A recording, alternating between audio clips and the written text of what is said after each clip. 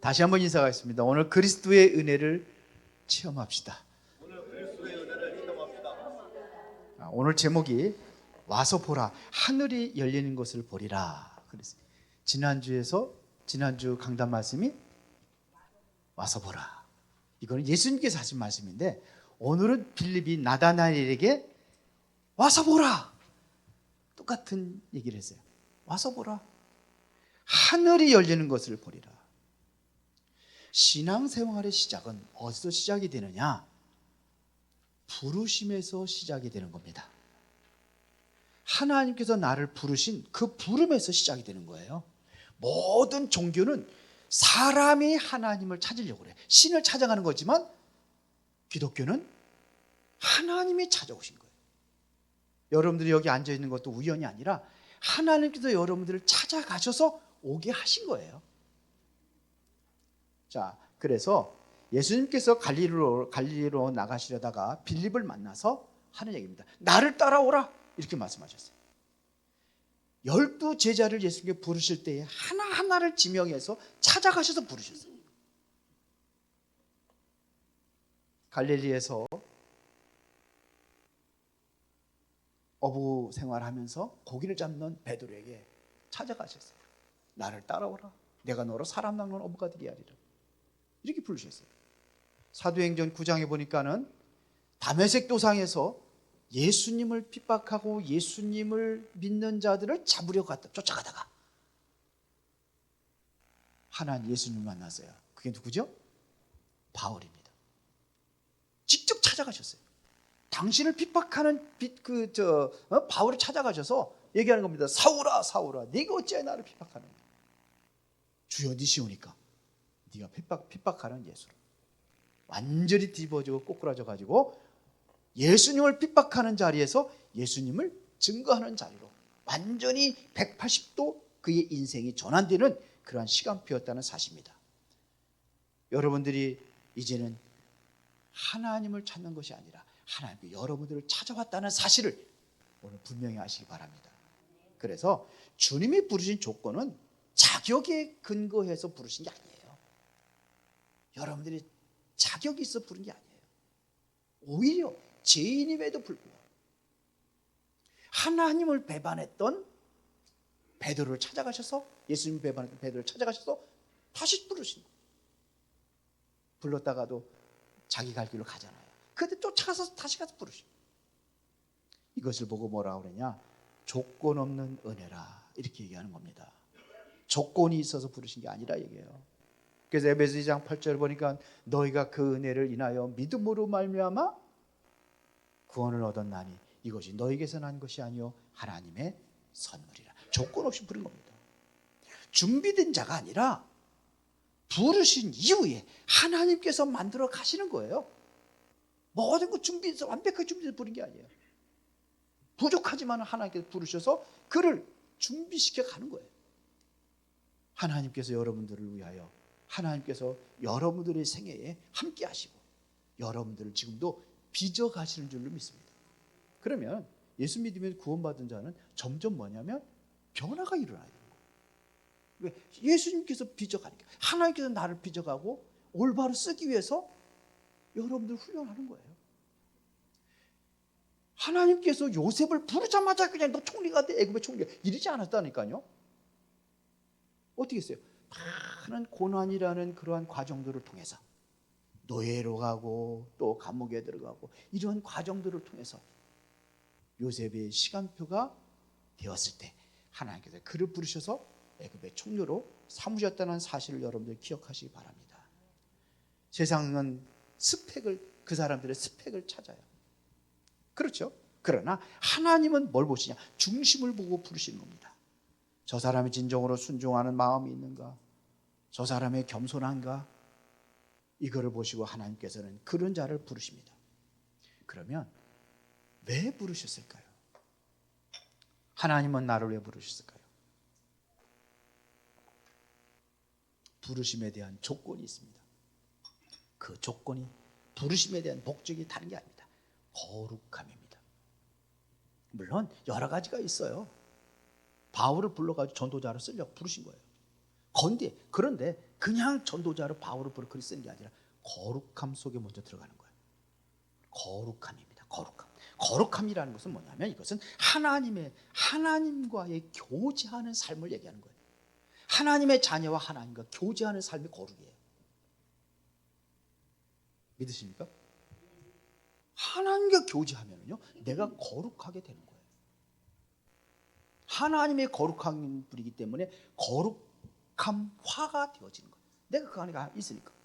하나님과 교제한다는 것은 어떻게 교제합니까? 말씀으로 교제하고 기도로 교제하고. 그러면 어떻게 되는 거예요? 하나님의 성품이 나도 모르게 내 안에 임하는 거예요. 그럼 거룩한 삶으로 바뀌어지는 겁니다. 그렇죠? 이게 하나님과의 교제예요. 그래서 뭐냐면 세상을 섬기고 복음을 전하는 일에 그때부터 이제 시작이 되어지는 겁니다. 빌립이 오늘 전도하는 그 내용이 뭐였습니까? 43절부터 46절에 보니까는 뭐라고 합니까? 와서 보라. 예수님을 만난 빌립이 즉시 친구 나다나엘을 찾아가서 얘기하는 겁니다.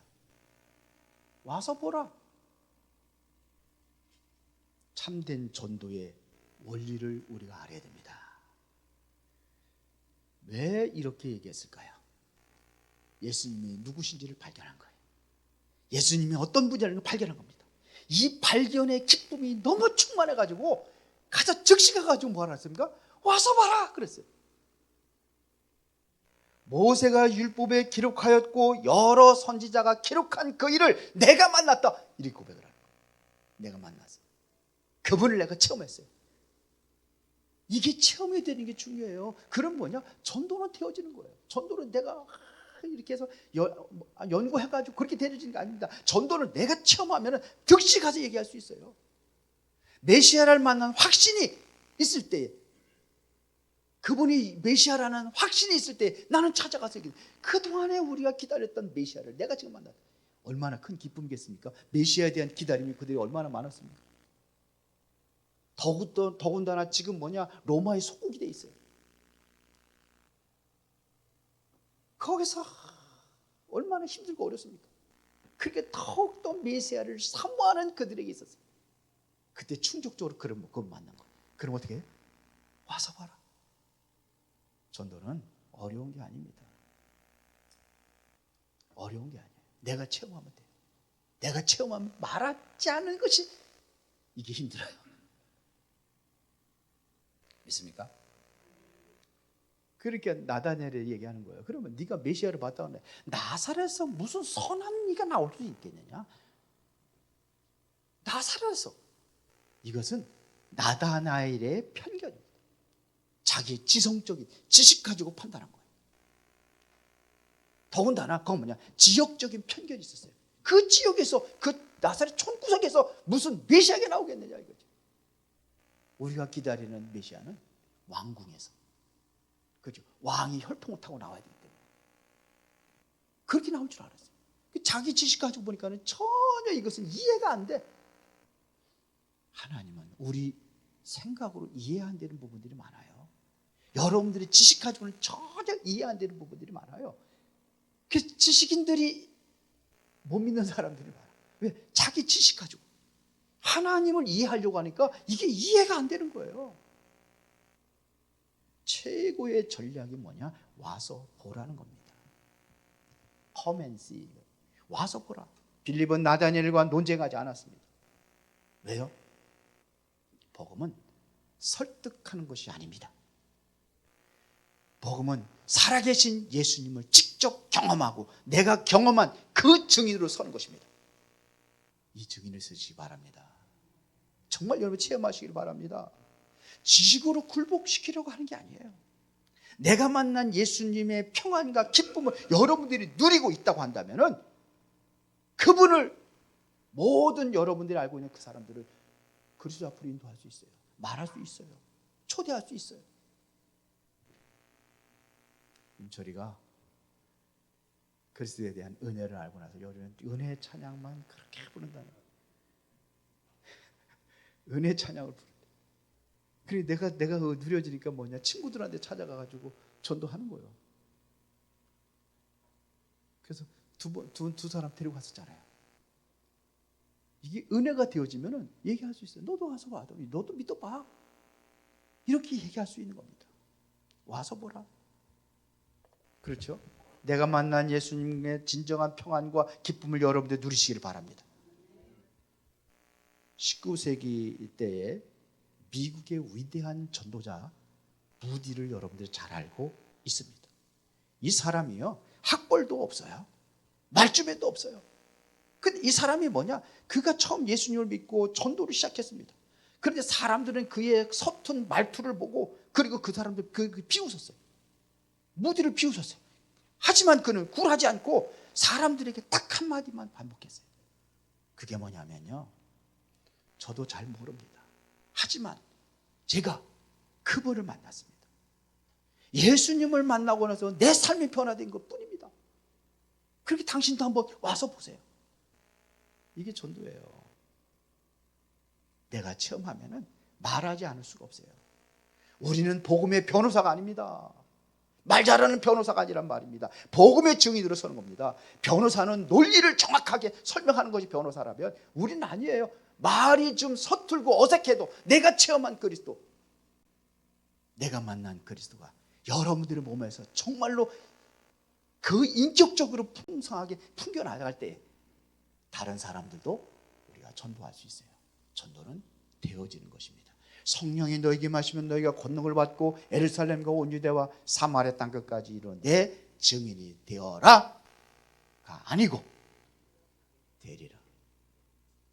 되어지는 겁니다. 우리 변호사가 아니에요. 빌처럼 와서 봐라. 정말 너무 좋고 너무나 행복하고 너무나 기쁘고 그 안에 있으니 너무나 즐겁고 여러분이 누려지면 되는 거예요. 누림의 삶으로 들어가시기를 바랍니다. 진정으로 예수 그리스도를 여러분들 체험하고 그 응답 속에서 승리하는 삶이 되어지기를 바랍니다. 그러면 말 안 해도 볼 수도 있어요. 말 안 해도 주변 사람이 봅니다. 그 시장 바닥에서 경상도 할머니가 맛있는 사과를 팔고 있었어요. 그랬더니 어떤 손님이 찾아와 가지고, 할머니, 이 사과 당도는 얼마나 돼요? 이 사과의 산도는 지금 적당합니까? 이 사과는 유기농으로 키웠습니까? 무기농으로 키웠습니까? 할머니는 글도 모르고 말주변도 없고 사과를 탁 가가지고 딱 잘라가지고 먹어봐! 그러면 끝나는 거예요. 설명할 필요 없어요. 말로 다 설명할 필요 없어요. 먹어봐! 그러면 돼. 와서 봐! 그러면 돼. 이게 우리가 체험한 거예요. 체험한 그리스도를 우리가 증거하는 겁니다. 예수님을 맛본 사람이 예수님을 어떻게 해요? 증거할 수가 있는 거예요. 맛을 본 사람은 두 말이 필요 없어요. 뭐만 하면 돼요? 와서 봐라. 와서 봐라. 계속 그 얘기하면 그거밖에 얘기 없어요. 최고의 전도입니다. 두 번째입니다. 주님을 만난 나다니엘. 자기 편견 가지고 예수님을 판단했던 그 사람이 드디어 주님을 만납니다. 그게 47절부터 49절입니다. 그런데 47절에 보니까 예수님께서 말씀하십니다. 그 속에 간사함이 없도다. 간사함이 없도다. 그렇게 칭찬합니다. 이는 그가 진리를 갈구하는 진실한 예배자였다는 것을 예수님께서 지금 이야기하는 겁니다. 너는 정말로 간사한 것이 없다. 예배자의 모습이에요. 주님은 지금도 예배하는 자를 찾으십니다. 그래서 로마서 12장 1절에 보니까 뭐라 했습니까? 뭐라 했습니까? 예배하는 자를 찾는다고 되어 있어요. 그렇죠? 예배하는, 진실로 예배하는 자들.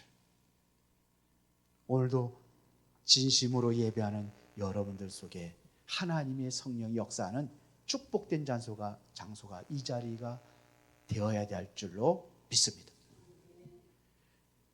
진실을 간구하는 예배자.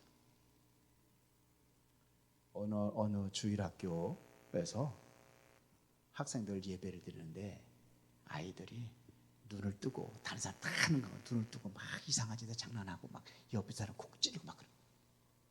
그걸 보고 있던 선생님이 뭐라냐, 야, 예배 시간에 너 기도하는 시간에 너 눈 감고 기도해야지. 너 그런 거 하나님께 다 보고 계셔. 그랬더니 학생이 뭐냐, 선생님, 그런 하나님은 눈이 몇 없게 됩니까? 오늘도 예배 드리고 많은 곳에 있는데 다 보고 계신다며요. 몇 없게 됩니까? 하나님은 눈은 몇 없게 되는 것이 아니라 하나님은 여러분들을 눈동자와 같이 그렇게 보살피고 모든 것을 일투수적 모든 걸 보고 계신다는 얘기입니다. 어떤 사람이냐? 하나님을 사랑함으로 예배하는 자. 하나님은 여러분들을 사랑하셔서 이 자리에 불러주신 줄로 믿습니다. 그러면 여러분들이 골방에서 혼자 있을 때 주님은 CCTV를 가지고 다 지켜보는 것이 아니라 사랑하는 연인처럼 여러분들을 지켜보고 계신 줄로 믿습니다. 하나님은 그런 분이에요. 한순간도 여러분들 눈을 떼지 않아요.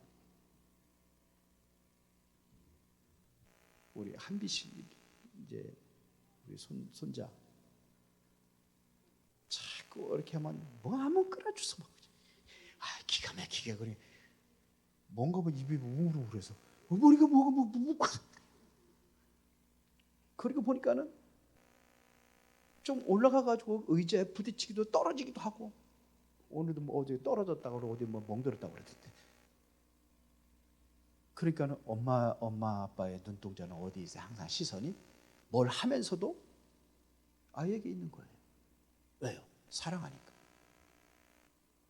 하나님이 그런 하나님으로 여러분들을 지켜보고 계신 줄 믿습니다. 하나님 그렇게 하시는 거예요. 나 홀로 서 있는 것이 아니라 하나님은 여러분들 슬프고 외롭고 고난과 어떠한 어려움 속에 있을 때 하나님은 여러분들을 버리신 게 아니라 그 순간에도 여러분들에게 시선을 맞추고 있다는 사실을 믿으시기 바랍니다. 그래서 48절에 보니까 그것까지 그렇게 얘기하지 않습니다. 내가 무화과 나무 아래 있을 때 내가 보았노라. 유대 전통에서 무화과 나무는 뭘 얘기하는지 아십니까? 이 무화과 나무 아래 있다는 것은 말씀을 묵상하고 기도하는 장소, 이스라엘 백성들이 말씀을 묵상하고 기도하는 장소가 바로 무화과 나무였습니다. 무화과 나무는 이스라엘을 상징하는 나무입니다. 아무도 보지 않는 곳에서 하나님을 찾던 나다니엘의 고독한 그 경건 속에 예수님은 그것을 보고 계셨던 거예요. 마찬가지로 하나님은 우리의 기도하는 골방을 보고 계시는 줄로 믿습니다. 여러분들이 어디 있든지 여러분들이 하나님 앞에 기도하는 그곳에 하나님께서 여러분들을 보고 계십니다. 그 기도를 들으시고 계십니다. 여러분들의 눈물을 보고 계십니다. 여러분들의 고난을 보고 계십니다. 이스라엘 백성들이 애굽에 400년 동안 노예 생활하고 있을 때 하나님은 침묵하는 것처럼 보였어요. 그것도 하루 이틀도 아니고 400년 동안. 그러나 하나님께서 말씀하십니다. 출애굽기 3장에 보니까는 하나님께서 모세에게 나타나서 말씀하십니다. 내가 이스라엘 백성들이 그 고통을 보고 있다고, 보았다고. 보고 계셔요. 단 하나님의 시간표가 더딘 것뿐이에요. 하나님의 그곳에 계획이 있기 때문에 그렇습니다. 여러분들 잘 알고 있는 미국의 에브라함 링컨 대통령이 남북전쟁이라는 거대한 위기 속에 놓였을 때 새벽 4시마다 그는 기도했다고 합니다. 그때 한 그 천무가 대통령을 찾아간 거예요. 대통령에게 얘기합니다. 하나님께 기도하실 때 우리 편이 되어달라고 그렇게 기도하시는 거 아닙니까? 그런데 대통령은 그렇게 이야기하지 않았습니다. 아니요. 나는 우리가 하나님의 편에 서 있게 해달라고 기도합니다. 여러분 어떻게 기도하십니까? 내가 하나님 편에 서 있기를 기도하십니까? 하나님이 내 편이 되기를 위해서 기도하십니까? 대부분의 사람들은 내 편이 되기 위해서 기도해요. 내 문제 해결을 위해서 기도해요. 하나님, 내가 이렇게 어려운 상황이 있으니까 하나님께서 내 어려운 이 형편을 해결해 주세요. 내가 병들었으니까 병을 고쳐주세요. 하나님이 내 편이 되기 위해서 기도합니다. 그러나 진실한 기도는 내가 하나님 편에 서도록 기도하는 거예요. 내가 하나님의 편에 서서 기도한다는 것은 내가 내 문제를 해결해서 기도하는 것이 아니라 뭐예요? 하나님의 계획이 뭐고 하나님의 뜻이 무엇입니까? 그걸 위해서 기도하는 거예요. 내가 하나님 편에 서야 되는 거죠. 나다니엘이 무화과 나무 아래에 있었다면 이제는 링컨에게는 집무실이 곧 그곳이 바로 무릎 자국이 있었던 기도의 장소였습니다. 여러분의 무화과 나무 아래는 어디입니까? 여러분들의 무화과 나무 아래가 있습니까?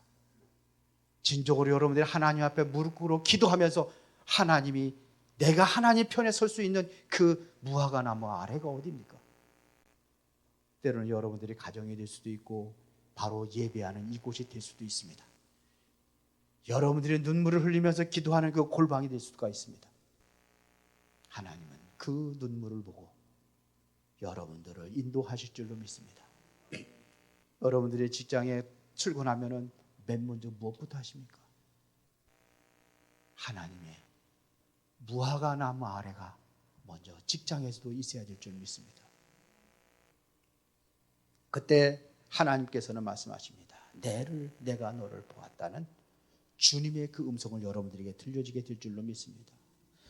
그때 여러분들에게 하나님께서는 내가 내 마음을 다 안다고 최고의 위로가 그곳에서 이루어지게 될 줄로 믿습니다.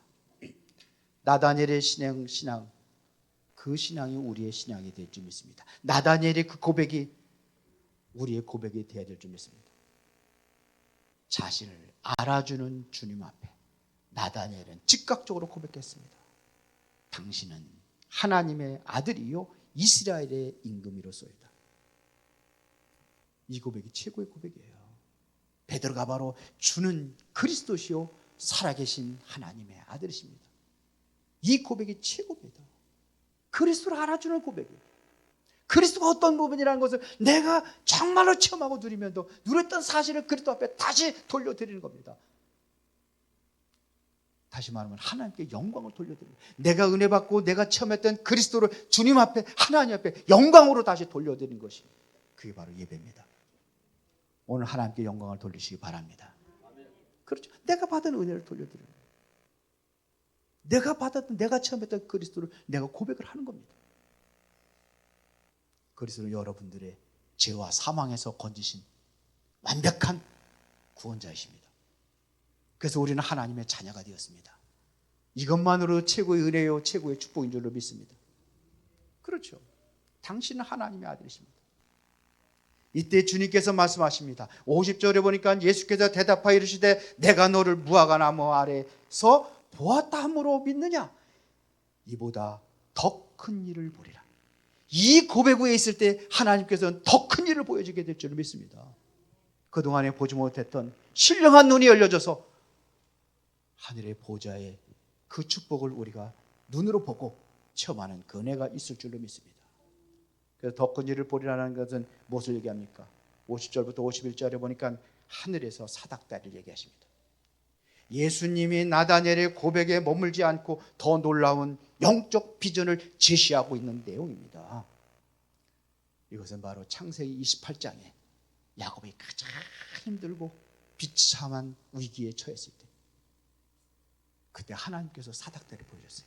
하늘에서 땅까지 닿는 사닥다리. 그 사닥다리 위에 천사들이 오르락 내리락 하는 걸 보여준 거예요. 이것이 더 큰 은혜예요.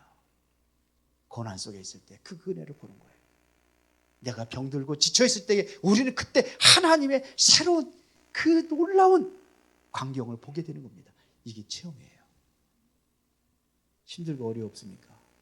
무엇이 어렵습니까? 내가 무화과 나무 아래의 기도의 장소를 하나님과 소통할 수 있는 묵상의 자리를 여러분들이 가지시길 바랍니다. 이런 나다니엘에게 이걸 보여주는 이걸 얘기하는 겁니다. 지금요. 하늘과 땅을 잇는 사닥다리. 거기에 인자가 오르락 내리락 하는 걸 보리라 그랬어요. 인자는 누굴 얘기하는 거예요? 예수님을 얘기하는 거예요. 예수 그리스도를 얘기하는 겁니다. 예수 그리스도, 중보자 예수 그리스도를 통해서 하나님께 나아가는 길이 온전히 열렸음을 의미하는 거예요. 하나님께 나아가는 길이 열렸어요. 그게 뭐 누구예요? 예수 그리스도. 다시 한번 51절 읽어보겠습니다. 또 이르시되 진실로 진실로 너희에게 이르노니 하늘이 열리고 하나님의 사자들이 인자 위에 오르락 내리락 하는 것을 보리라 하시니라. 이 은혜를 보시기 바랍니다. 이것은 여러분들의 육안으로 보는 게 아닙니다. 하나님의 말씀을 통해서 내가 마음으로 보는 거예요. 육으로 보는, 육의 눈으로 보는 게 아닙니다. 마음의 눈으로 보는 거예요. 예수님께서 하늘과 땅을 잇는 통로가 되신 것처럼 우리도 그 길을 따라가는 삶을 살아야 될 줄로 믿습니다. 1956년도에 집 엘리의 선교사라는 사람이 4명의 동료와 함께 에콰도르 아우카 부족에게 복음을 전하러 갑니다. 이 사람들이 복음을 전할 적에 거기다가 쿠라라이 강이라는 그 강가에다가 베이스 캠프를 찾은 거예요. 그리고 헬기를 통해 가지고 그 부족들에게 계속해서 먹을 것을 내려주고 막 그렇게 합니다. 몇 개월이 지났습니다. 근데 부족들이 불안을 느끼는 거예요. 그 부족들이 비행기가 막 날아다니고 그러니까 막 거기다 막 그냥 막 화를 쏘대고 막 그러다가 결국 뭐냐면 이 선교사들이 베이스 캠프에 침공을 해가지고 창끝을 그대로 달려가지고 죽입니다. 근데 이 선교사들은 뭐가 있냐면 총이 있었어요.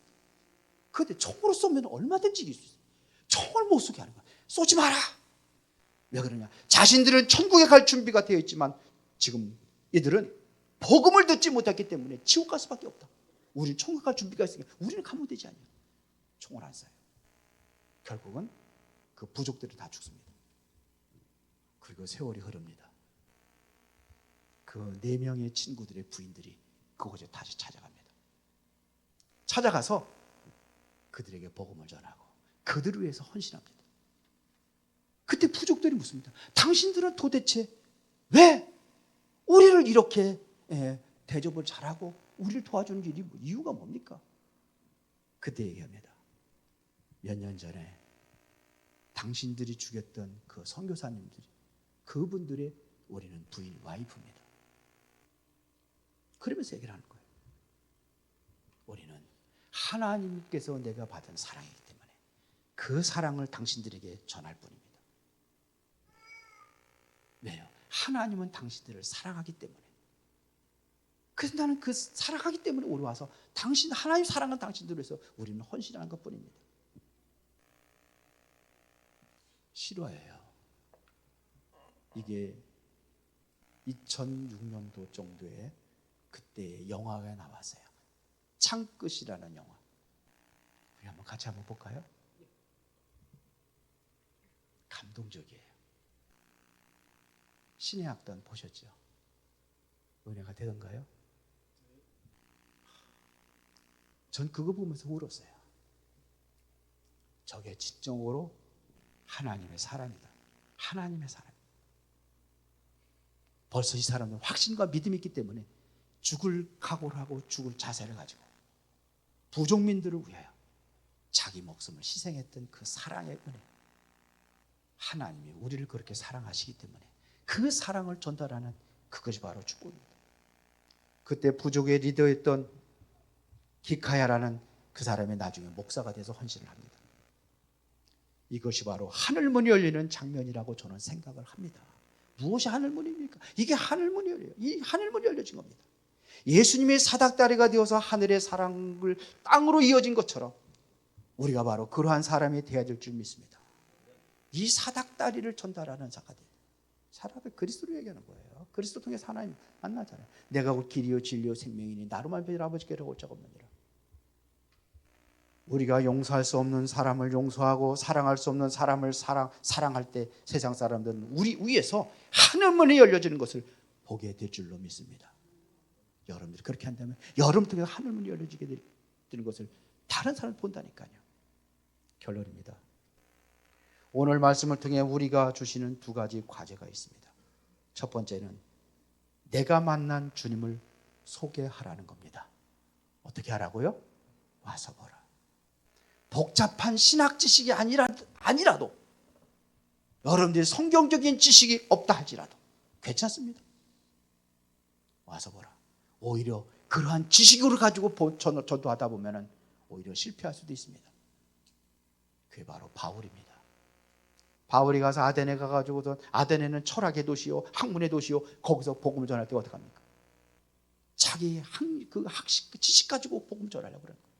철학적인 것까지 이용해가지고서 복음을 전하는데 완전히 실패하고 맙니다. 그러고 나서 바울은 뭐냐, 나는 다시는 그리스도 외에는 아무것도 전하지 않겠다. 바울의 고백이에요. 여러분들이 그 은혜 속에서 정말 그리스도를 체험하고 그 응답을 누리는 그 삶이 다른 사람들에게 전달될 수 있도록 자신 있게 와서 봐라. 이거는요, 최고의 전도요, 최고의 확신입니다. 와서 봐라. 주님은, 두 번째는 주님은 우리의 무화과 나무 아래를 알고 계십니다. 여러분의 남모를 고민이 있고 여러분들이 남이 알아주지 못하는 그러한 고난과 어떠한 어려움이 있다면 여러분들의 눈물을 주님께서 보시고 계신 줄 믿습니다. 진실한 기도를 주님께서 보시고 계신 그 무화과 나무 아래, 여러분들이 그거를 가지시기 바랍니다. 그 주님 앞에 여러분들의 마음을 열고 나가세요. 마음껏 주님 앞에 나갈 수 있는 그 무화과 나무 아래를 만들어라 이거예요. 나다니엘에 찾아오신 예수님이 오늘 여러분들이 무화과 나무 아래에 찾아오실 줄로 믿습니다. 저 역시 복음을 모르고 그랬을 때는 많이 교만에 빠져 있었어요. 그런데 복음을 알고 나니까 지금은 저의 무화과 나무 아래가 있어요. 그 자리가 최고 행복의 자리예요. 다른 사람들 얘기합니다. 뭐 그렇게 힘들게 목회를 하냐고. 그런데 그 시간이 행복해요. 주님과 소통하는 응답의 시간이게 되기 때문에 그 장소를 만드신다면 여러분들은 당당하게 누구를 만나든지 얘기할 수 있어요. 철학적인 얘기가 아니고 지식적인 얘기가 아니고 세상의 학문이 아니라 와서 봐. 그러면 끝나는 거예요. 시장통에 앉아있던 할머니가 누구 봐? 그러면 되는 거예요. 이게 최고의 전도인 줄 믿습니다. 그러면 여러분들에게 하늘이 열려지고 주님의 영광에 그 영광스러운 모습을 보는 그 은혜의 자리가 될 줄로 믿습니다. 하나님 감사합니다. 오늘 이 시간도 우리가 이젠 주님의 은혜를 체험하는 가장 귀한 은혜의 자리를 만들고 그 은혜와 축복의 자리를 통해서 하늘문이 열려지는 그 응답을 누릴 수 있도록 인도하시고 축복하여 주옵소서. 우리 모두가 진정으로 하나님 앞에 하나님을 만난 그 은혜를 소개할 수 있는 그러한 증인으로 세워지게 하시고 그 이전에 무화과 나무 아래를 만들고 주님과 소통하는 그 자리에 하나님께서 임재하시고 하늘의 사닥대를 볼 수 있는 그런 은혜의 자리를 체험하게 하옵소서. 예수 그리스도 이름으로 기도드리옵나이다. 아멘. 찬송가 501장 찬양